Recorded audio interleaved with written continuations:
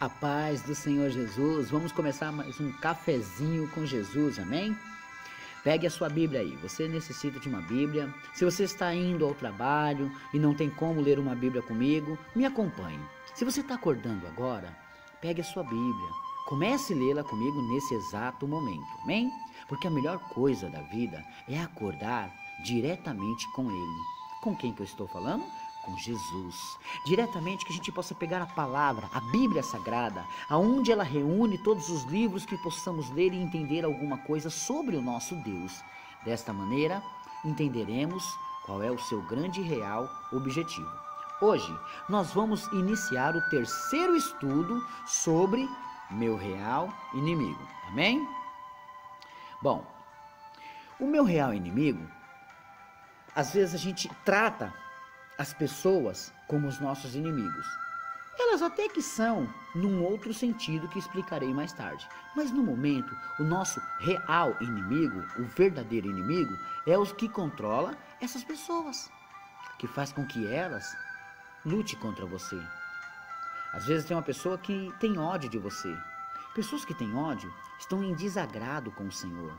Pessoas que têm raiva, pessoas que não perdoam, estão com um sentimento amargo que é alimentado pelo diabo, porque é ele que coloca essas setas na vida delas, para não te perdoar, para não conversar com você, para falar mal de você. Então ele trata isso, elas acabam se tornando nossos inimigos, mas o nosso real inimigo é o que está acima deles, tá entendendo? É o que controla eles, que faz você fazer alguma coisa. Ah, então pastor, eu já sei quem é que usa meu encarregado, eu já sei quem é que usa o fulano, ciclano e beltrano. Não, você não vai chegar na pessoa e dizer, olha, é o diabo que está usando você para fazer isso. Não, você está fazendo uma coisa errada se você já estiver fazendo isso. Mas não faça, tá? Então nós vamos entender um pouco mais. Abre a sua Bíblia em 1 Pedro, lá no Novo Testamento, finalzinho da Bíblia. Quem não sabe onde fica 1 Pedro, é bem no final da Bíblia mesmo, tá? 1 Pedro, capítulo 5, verso 8 e 9, diz assim: sede sóbrios, vigiai, porque o diabo, vosso adversário, anda em derredor, bramando como leão e buscando a quem possa tragar, ao qual resiste, firmes na fé, sabendo que as mesmas aflições se cumprem em vossos irmãos no mundo. Então não somos nós, somente nós, os privilegiados, que passamos essa prova. Existem outros que passam também. Então temos que entender o seguinte: dá para escapar disso? Pastor, dá para escapar do diabo? Não. Todos os dias ele vai vir lutar contra você. Mas a Bíblia fala, resistir ao diabo e ele fugirá de vós. Ele pode até voltar com outras artimanhas, mas você vai resistindo ao diabo, até que o Senhor coloque fim sobre essa luta. Olha, chega um tempo que ele para, porque ele atentou a Jesus e Jesus resistiu a ele. O que ele fez? Ele caiu fora. Então quando ele vir atentar você, resista a ele e ele vai cair fora. Tá entendendo? Você só não pode deixar ele se acomodar na sua vida. Vamos lá? Bom, hoje nós estamos no terceiro áudio. E ontem nós terminamos concluindo a história de que nem tudo é o diabo. Agora, vou explicar a diferença dos dois inimigos. Você vai entender agora a diferença dos dois inimigos. O seu inimigo é espíritos de demônios. Esse é o seu real inimigo. Abre a sua Bíblia em Efésios. Vamos lá? É só voltar um pouquinho. Efésios, capítulo 6 e o verso 12. Efésios capítulo 6 e o verso 12, que vai falar daquele estudo da armadura de Deus, né? No verso 12 está escrito assim, ó: porque não temos que lutar contra carne e sangue, mas sim contra os principados, contra as potestades, contra os príncipes das trevas deste século, contra as hostes espirituais da maldade nos lugares celestiais. Irmãos, claramente já pegamos aqui que a nossa luta não é contra a carne e nem contra o sangue. A nossa luta não é contra o homem. Ainda que ele esteja te ofendendo, brigando com você, querendo o seu mal, a sua luta não é contra ele. A sua luta é contra aquele que está usando ele. A sua luta é contra aquele que está trabalhando na vida dele. E o que você tem que fazer? Resisti-lo, não aquele homem. Porque aquele homem, infelizmente, está sendo usado pelo inimigo para lutar contra você. Agora o que você vai ter que fazer? Você tem que lutar, não contra ele, não contra carne e sangue, mas contra quem está nele. Às vezes o seu marido é estúpido, ignorante, quer bater em você, briga com você. Às vezes a sua esposa pode ser as mesmas coisas também. Ou os filhos, ou os pais, ou os amigos. Como você vai agir contra eles? Você já não vai mais olhar para eles, mas você vai olhar para quem está dentro deles, porque agora você identificou quem é que está lutando contra você, quem é que te odeia, quem é que tem raiva, quem é que quer te destruir. Então você já sabe que tem um demônio que está lutando contra você. Então as suas armas você vai ter que procurar para lutar contra os demônios, não contra aquela pessoa. Paulo deixa claro aqui que é o seguinte, olha só. Não temos que lutar contra carne e sangue, mas contra quem? Ele explica. Aí ele fala, contra os principados. Existe uma hierarquia demoníaca. Então tem os principados, depois vem as potestades, depois vem os príncipes das trevas deste século, depois vem as hostes espirituais. Tá vendo? Então, todas essas classes, pastor, mas tudo isso contra mim? Não, calma. O Espírito Santo também guarda a gente. O Espírito Santo também nos ajuda a passar por essa luta. Não é todos os demônios contra você. Tá entendendo?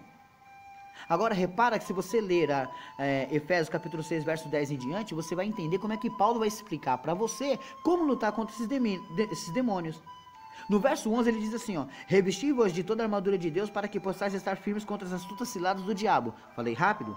Resisti-vos de toda a armadura de Deus para que possais estar firmes contra as astutas ciladas do diabo. O diabo vai vir contra você com grandes astutas e ciladas, mas você vai resistir firme, se vestindo com o quê? Com a armadura de Deus, se preparando com o quê? Com a armadura de Deus. É aí que você vai ter que lutar contra ele armado, porque tem muita gente que está usando a armadura que não é de Deus.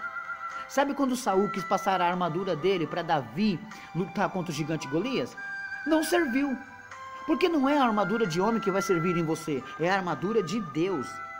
Mas pastor, e o homem? Tá, eu vou falar sobre o homem. Jesus disse que o homem que te faz mal, você tem que amá-lo. Olha aí, complicou servir Jesus agora, né? Porque o seu próprio mestre, Jesus, está dizendo que o homem que te faz mal, você tem que amá-lo. Quê? Como assim, pastor? Abre a sua Bíblia em Lucas 6, 35 a 37. Vamos lá? É só voltar um pouquinho. Lucas, capítulo 6, verso 35 e 37 ao 37. Olha o que está escrito aqui, ó. Amai, pois, a vossos inimigos. Quem está falando aqui é quem pode mandar, é Jesus. Amai, pois, a vossos inimigos, e fazei bem, e emprestai, sem nada esperardes, e será grande o vosso galardão. Tá vendo? E sereis filhos do Altíssimo, porque ele é benigno até para com os ingratos e maus. Olha aí. Olha o verso 36. Sede, pois, misericordiosos, como também vosso Pai é misericordioso. Temos um tipo de julgar as pessoas que já queremos condenar. Se dependesse do homem, toda a nação já estava no inferno. Todo mundo já estava no inferno. Porque ninguém presta, ninguém vale nada. A nós mesmos, se olharmos no espelho, não acreditamos como Deus tem misericórdia de nós, tá entendendo? Agora veja o verso 7. Não julgueis e não sereis julgados. Não condeneis e não sereis condenados. Soltai e soltar-vos-ão. Tá vendo? Então, qual que é o primeiro versículo que lemos? Do verso 35. Amai, pois, a vossos inimigos. Esse é o mandamento de Cristo. Amar aos vossos inimigos. Você não pode tratá-los como se fossem seus inimigos igual ao diabo. Eles, infelizmente, estão sendo usados pelo mal. Não que às vezes um demônio está dentro dele, porque o demônio também pode estar dentro, como também pode estar fora, usando aquela pessoa. Tá entendendo? Portanto, o seu inimigo é os anjos caídos. Esse é os seus inimigos, que pertencem a uma organização muito elaborada que vamos aprender já já.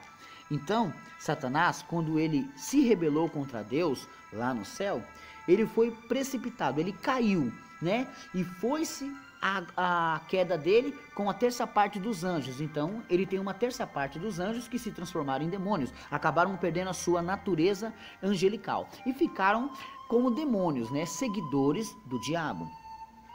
Eu já falei sobre o inimigo em outros estudos, mas esse é com muitos detalhes que eu quero explicar para você. Quando Satanás caiu e trouxe aquela legião, ele montou o seu império. Tanto é que o apóstolo Paulo, mandando uma carta para Timóteo, ele diz assim, ó, que o príncipe deste século, olha só que Paulo considera-o, trata-o como um príncipe. Quem é príncipe tem reinado. Quem é príncipe tem súditos. Ainda que o reino dele seja nas trevas, mas tem reinado, tá entendendo? Ainda que ele seja num lugar que você não queira, não deixa de ser reinado. Então, o apóstolo Paulo, mandando uma carta para Timóteo, ele diz assim, ó, o príncipe das trevas deste século, ele cegou o entendimento dos incrédulos. Então os incrédulos não conseguem entender a palavra de Deus porque estão cegos espiritualmente. Eles estão cegos, né? E isso nós entendemos que Paulo está explicando que eles não conseguem enxergar porque estão cegos, porque o diabo, que é o príncipe deste século, o cegou. Então, nós temos que curá-los sendo usados pelo Espírito Santo dessa cegueira. Eles estão cegos. Você prega e eles não acreditam. Você fala e eles não se consertam. Mas por quê? Porque estão cegos. Então, nós vamos aprender um pouco mais sobre esse estudo. Nós hoje estamos finalizando aqui, mas amanhã tem mais. Amém? Deus abençoe a todos e fiquem todos na paz do Senhor Jesus. Que o Senhor multiplique as suas vitórias e abençoe a sua família.